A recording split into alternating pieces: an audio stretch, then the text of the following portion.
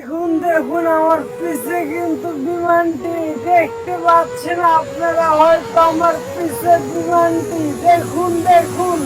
আজকে আমি আপনাদের কেমন একটা জিনিস দেখাবো। দেখুন আমার পিছে বিমান, দেখুন বিমান ল্যান্ড করেছে এবং কত জোরে বিমানটি চলে গেল। আর এটা দেখার জন্য কিন্তু আমি এখানে থেমেছিলাম।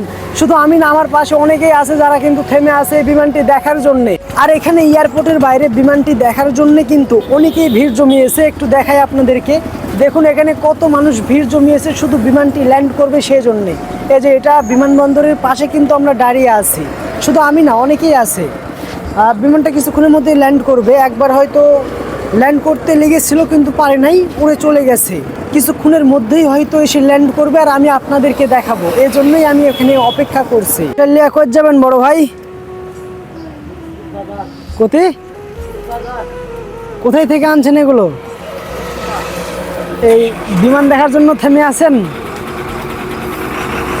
আমিও তো বিমান দেখার জন্যই থেমে আছি।